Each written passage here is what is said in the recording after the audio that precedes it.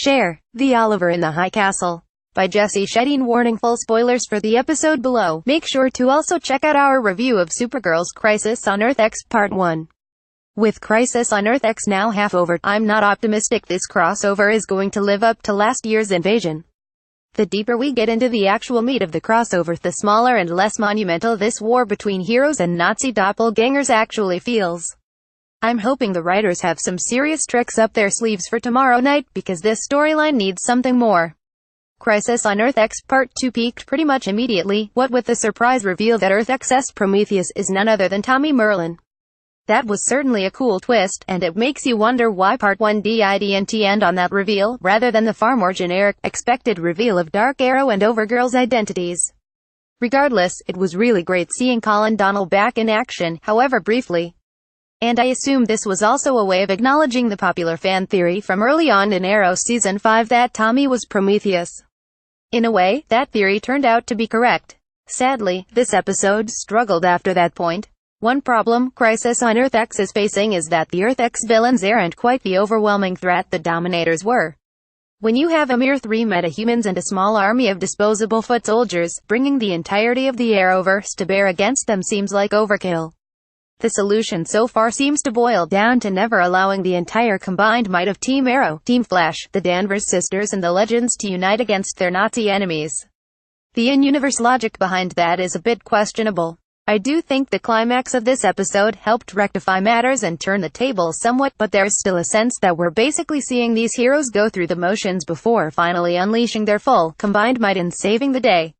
It doesn't help that this episode struggled to find a balance between interpersonal drama and advancing the Earth X conflict. It was one thing for Part 1 to focus so much attention on character drama building up to Barry and Iris' wedding. But in the disastrous aftermath, you kind of just want these people to stop winning and focus on fighting the Nazis. If Barry and Iris can cope with having their wonderful day ruined by Nazi wedding crashers, then maybe Ollie and Felicity can keep their nonsense bottled up for just one night. This episode did at least succeed in fleshing out the Earth X characters. I hesitate to say humanizing them what with the swastikas and all, but at least we have an understanding of the relationship between Dark Archer and Overgirl and what motivates them in their interdimensional quest. It's fun to watch Stephen Amell and Melissa Benoist play darker shades of their usual characters. Amell is an old pro at that by now, but there's a real novelty when it comes to Benoist. The two share an interesting chemistry, enough so that maybe it's time for an Arrow Supergirl crossover one of these days.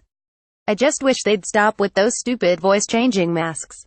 They sound ridiculous, and the masks serve no purpose now. It's also a very interesting choice to make this Reverse Flash the same Eobard Thawne we've been following since The Flash Season 1. It's certainly more meaningful. What's the real dramatic impact in learning that Earth X's Thawne is just as evil as Earth 1's? That said, there's a part of me that wishes the writers would simply leave Thawne to rest after his ultimate defeat in Legends Season 2. It may be for the best if Barry handles this Thawne resurgence here and now, rather than the crossover leaving the door open for more Reverse Flash appearances down the road. This twist also makes you wonder if Earth X has its own, designated evil speedster. Is Barry Allen the Führer everyone keeps alluding to? Personally, I'm holding out hope for a surprise appearance by Tyler Hoechlin as Overman, but Nazi Barry could be a fun reveal, too. Despite having the great James Bamford directing this episode, Part 2 was somewhat mixed on the action front, as well. I have to wonder if there was a difficult adjustment switching from the martial arts-focused combat of Arrow to the bigger metahuman antics on display here. Bamford's habit of filming wide, continuous shots of fighters grappling with one another didn't really do justice to the final showdown in the warehouse. The wide shots only obscured the action. Dark Archer's assault on Star Labs was far more successful, and that clearly fell more into Bamford's wheelhouse. Still, even with all the problems this episode encountered, it didn't skimp those great little crossover moments, not least of which being the big suit-up montage. Mick's fascination with Killer Frost remains hilarious. Oliver unloading a kryptonite arrow on Overgirl was a cool, Batman-worthy move that showcased his oft-ignored role as the Arrowverse's designated badass. And it was really fun seeing a new version of Metallo unleashed. My hope is that things will really click into place with Part 3 tomorrow night. Now that our heroes are trapped on Earth X, it feels like the real heart of the crossover can begin. Suddenly they no longer have those numbers working in their favor, and the danger can increase as a result. These first 2 episodes have been amusing, but Crisis on Earth X still needs something more.